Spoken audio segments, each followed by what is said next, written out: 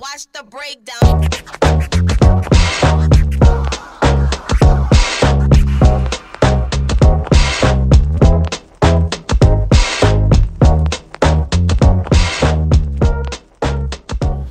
Hi guys, today we're going to talk about our defensive structures.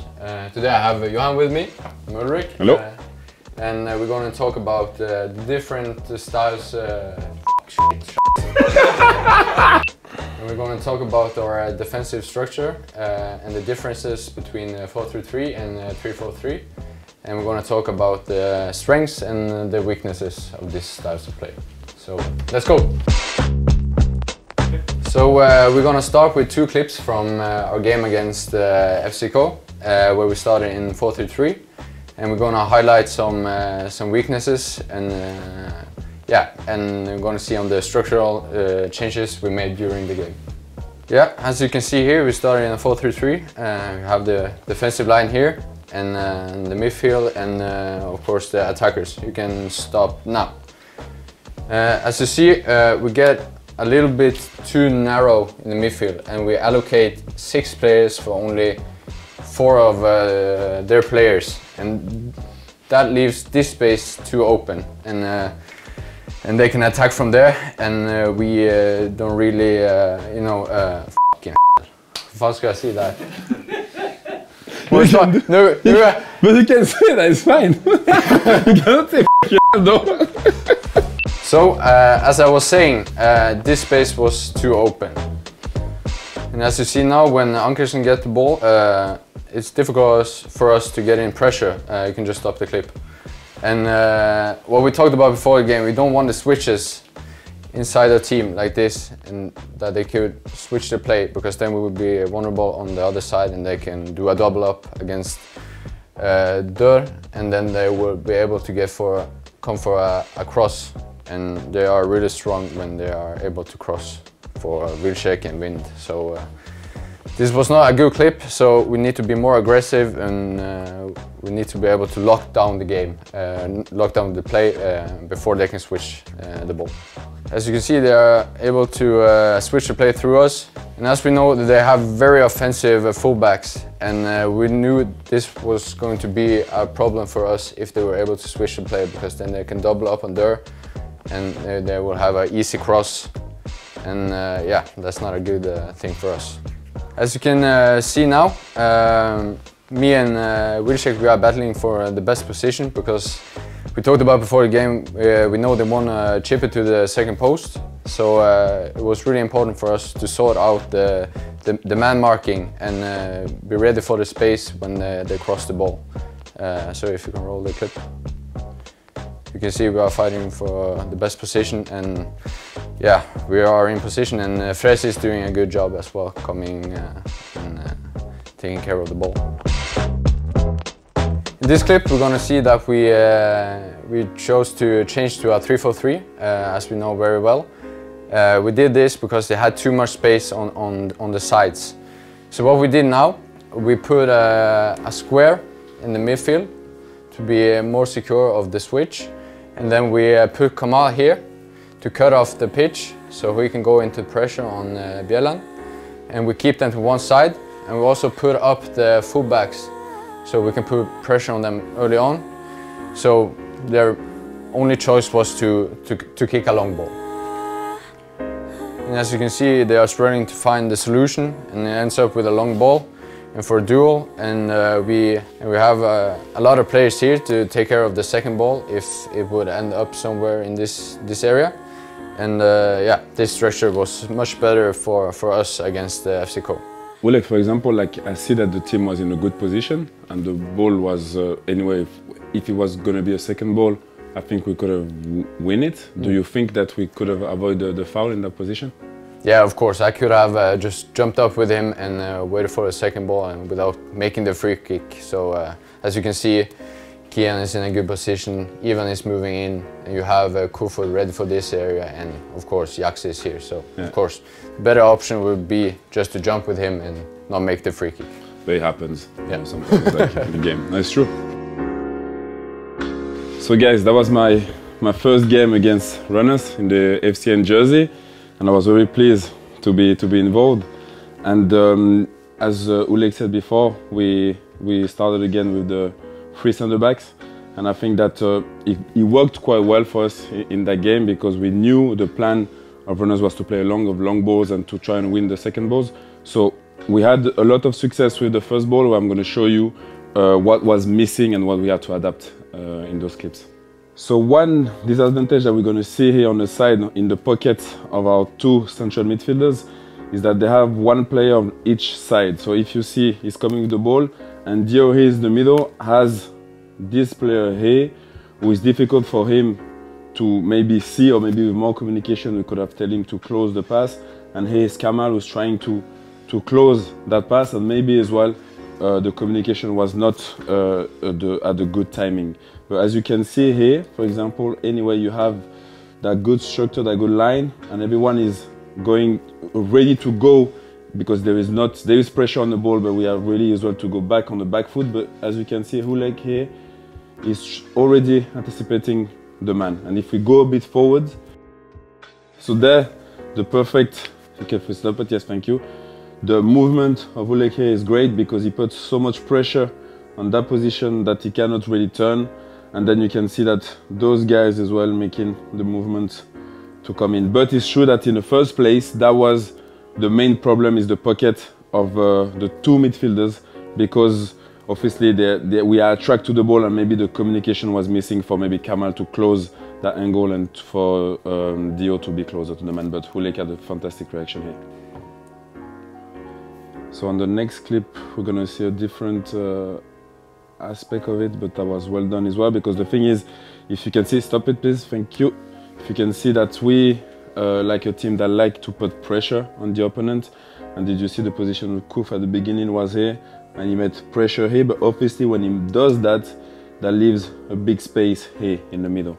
So that means that now we have to adapt again in that position, because the striker here or the winger has more space. So one of the players, that could be in that case Kian, could be going forward to anticipate the movement, to not let them turn. So if we keep going, we will see now that Kuf is gone. Now you have Isaac going as well, and now stop it. Yeah, thank you. The space is here, as they want it. But as we know, and because we have as well the back line, we are still 3 at the back. One can step forward, and we take care of this man here, me and Ulrik, take care of this man. But what is very important is this duel here, to not let him turn and to not have the space to play, and Kieran did a fantastic job there. So you can see again, like when the clip rolls, that Kieran is very tight to the man, and that's very important. Now the referee gives a free kick, but at least they didn't go into our backs, and we still can set up the team back again and be prepared. I think we're gonna see again the pressure from Rodman here, and that's very important as well, to not let them play, because we know that as I said before, we like to put pressure quite high. But in that case, and we saw it as well in the in the Copenhagen game, that they will try and play long, and that is, let's say, one of my strengths, I would say as well, to be able to push the team up again with that pressure. They will play long, and now that was the problem that we had. So of course, in football, it's very important to win the first duel, but when you don't, what I like to see as well, and that's very important, and I think that as defenders you have to remember, is the covering here of those 2 guys, who is very, very important, because sometimes you can lose that duel, it can happen, but you always have security in behind. And I win that one, and the thing that we talked at halftime is that because I was winning that ball, the ball most of the time ended up a bit further than our 2 midfielders, so they were a bit too close. Obviously you can say that Isaac can be closer, then Kamal could be closer as well, but I think that what was important is for the guys to maybe understand and read the game, and to maybe anticipate that the ball will be a bit longer to try and win that second ball. That was very vital for us. So of course, now that they have the ball again, and for us what is very important, as I said before, if we maybe, yeah, stop it here, thank you, is that obviously then we are maybe vulnerable in our backs when we don't win that second ball, because we are high up and they could maybe chip it or whatever. But the thing is, okay, you have the reaction of Isaac, and once again, we try to avoid those kind of free kicks because that's the games they like. But it's a good reaction for Isaac, but we should once again try to avoid those fouls because the position of the guys here, if you stop it here, you have enough guys. We have 4 against 2, so I think we could have get the second ball. Yes, the last clip is from our last game against Horsens, and we knew it was going to be a pretty similar game as against Randers. They want to put the ball up and go for the duel and the second ball and kick it in behind. So if you can roll the clip. You see we are in position, we are ready for the long ball. And if there's one thing I wanted to add, maybe I think it's very important, Beck, if you can stop it, is like what I like is that it's important that we don't drop too early.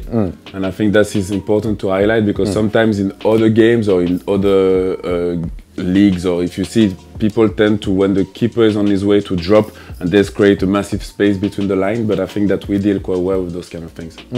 Yeah, and as you can see throughout the game, we have a very compact team. You can stop it. And we don't drop too much. And we have control in the back with me and Kian and the fullbacks. And Johan is of course fantastic in the air, so we are very confident he's going to win it. But what happens next is the important thing. Like we saw against Randers, it was important to win the second ball. Now we are doing a little bit better. We are closer. You can see Isaac and Kamal and everybody are closer to the ball. But what's important here is that we win the second ball, that we are more aggressive, and that we can gain the ball so we don't end up with a free ball for Horsens and they can attack us again. So if you roll the clip, we can see how it develops. As you can see here, we lack a little bit of aggressiveness, and Isaac is trying to repair. But what's important now for us is that we control the spaces in front of us, or in behind us, or everywhere. So we have Kian, he's ready for the long ball. Dør, he's ready for the pass on the outside. And we have Rygaard ready for the short pass in between. So he cover for us in the back. So yeah, if we roll the clip, we can see how it develops again. As you can see now, we're ready for everything, and we cover the deep ball, and it ends up with a 5-meter kick from Pete. But all in all, we just need more aggressiveness for the second ball. And if we don't have that aggressiveness, these kinds of situations will happen, and then we need to be ready in behind. So I will just add a little thing, and I think it's an important detail, is that, for example, when we win the first ball, and when we're able to win that second ball in that kind of area, obviously you can see there is only 5-6 players of Horsens there, and we are with the attackers. And if we win the ball, obviously the way to the goal is way closer. So big, if you keep going, you can see. So they won the second ball, and now you see the runs that they're going to play in behind. So now again, we have to start again from the back. So 11 players with a tactic that they have. They don't commit too much because they were winning 1-0 at a time. So they're going to be settled and wait for us. So it's always be more difficult to break them down. So if we are more aggressive in that zone of the second ball, we will be more dangerous going forward, and I think that's how Ulrik said it. We need to be more aggressive to try and get that second ball, to have an easy maybe pass or a through ball that could create a big chance for us. So that's a wrap, guys. So I hope you understood our basics, the way we want to defend with those different systems. I think that you can see and you saw the difference between the 4 and the 3, and I think it's very important that, as we said, the duels, of course, the first duels are very important, but the second ones, most of the time, are the most important, that give you a chance to go forward or to be on the back foot to defend again. So I think that I hope you understand our explanations. We try to give you words, to give you context, and that's it. I think that it's a wrap for us, and it was good to talk to you, and I hope you enjoyed it. Jak się masz? Jak się masz? Ale wyborant! Goodbye! Thank you.